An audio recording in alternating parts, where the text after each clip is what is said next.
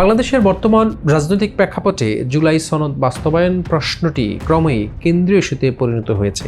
গণঅভ্যুত্থানের পর রাষ্ট্র সংস্কার, নির্বাচন ব্যবস্থা পুনর্গঠন এবং গণতান্ত্রিক কাঠামো শক্তিশালী করার দাবিতে বিভিন্ন রাজনৈতিক দল নিজেদের অবস্থান স্পষ্ট করেছে।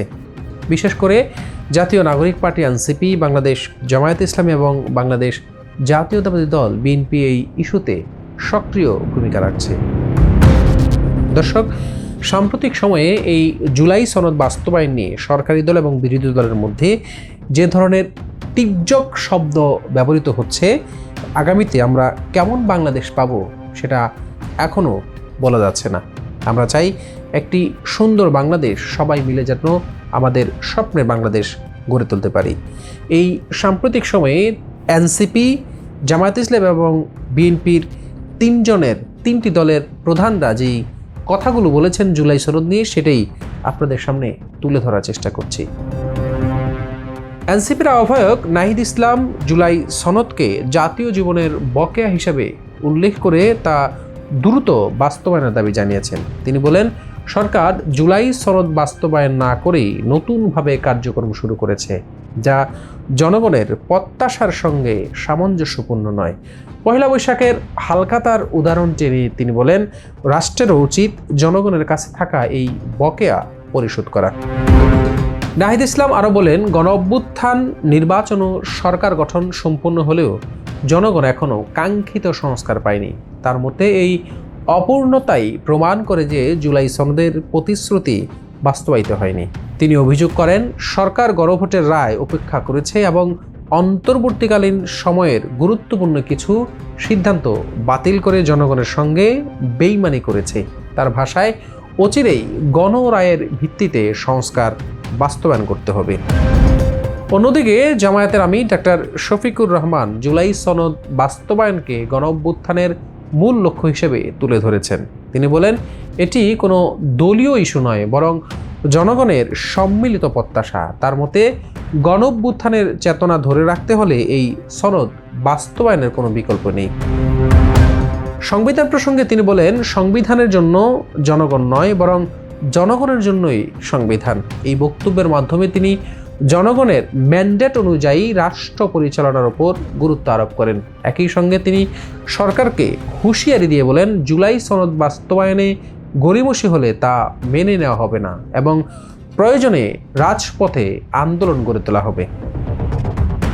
জামায়াত আমির আরও জানান, সংসদের ভেতরে ও বাইরে দুই ক্ষেত্রেই অন্যায়ের বিরুদ্ধে অবস্থান নেওয়া হবে। কার্যকর ভূমিকা রাখার সুযোগ না থাকলে রাজপথেই হবে প্রধান মাধ্যম। তিনি দেশব্যাপী বিক্ষোভ, সমাবেশ, গণসংযোগ ও সেমিনারের মাধ্যমে জনমত গড়ে তোলার কথাও উল্লেখ করেন। এদিকে বিএনপির চেয়ারম্যান ও প্রধানমন্ত্রী তারেক রহমান অঙ্গীকার করেছেন, জুলাই সনদ বাস্তবায়নই তাদের অঙ্গীকারের পুনর্ব্যক্ত করেছেন। তিনি বলেন, ডক্টর ইউনূসের আহ্বানে প্রথমেই বিএনপি এই সনদে স্বাক্ষর করেছিল এবং সেই সনদের প্রতিটি শব্দ ও অক্ষর বাস্তবায়ন করা হবে। টাঙ্গাইলে এক বক্তব্যে তিনি আরও বলেন, জনগণ বিএনপিকে দেশ পরিচালনার দায়িত্ব দিয়েছে, তাই সনদ বাস্তবায়নের তাদের দায়িত্বের অংশ। তিনি অভিযোগ করেন, কিছু রাজনৈতিক দল শুরুতেই সনদ স্বাক্ষর করতে দ্বিধা করলেও পরে নির্বাচনের পর তড়িঘড়ি করে যুক্ত হয়েছে। তারেক রহমান আরও বলেন, বিএনপির জনসম্পৃক্ত কর্মসূচি যেমন খাল খনন, ফ্যামিলি কার্ড, কৃষি কার্ড বা ক্রীড়া উন্নয়ন যদি কেউ বাধাগ্রস্ত করতে চেষ্টা করে, তাহলে জনগণকে সঙ্গে নিয়ে তা প্রতিহত করা হবে।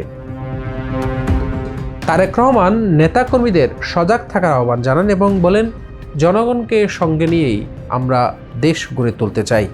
রাজনৈতিক বিশ্লেষকদের মতে জুলাই সনদ এখন কেবল একটি রাজনৈতিক দলিল নয়, এটি গণঅভ্যুত্থানের প্রতীক, ভবিষ্যৎ রাজনীতির একটি পরীক্ষার ক্ষেত্র। বিভিন্ন দলের অবস্থান থেকে স্পষ্ট, এই সনদ বাস্তবায়ন প্রশ্নে রাজনৈতিক প্রতিযোগিতা ও চাপ আরও বাড়বে।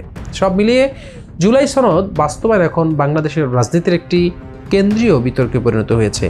সরকার, বিরোধী দল এবং নতুন রাজনৈতিক শক্তিগুলোর অবস্থান ও পদক্ষেপই নির্ধারণ করবে এই সনদ বাস্তবায়ন কতটা রূপ পায় এবং দেশের গণতান্ত্রিক ভবিষ্যৎ কোন পথে এগিয়ে যায়।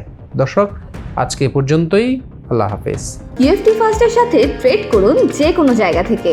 ক্যাম্পাসে ক্লাসের ফাঁকে, ঢাকার জ্যামে বসে কিংবা ঘরে বসে ট্রেডিং এখন হাতের মুঠোয়।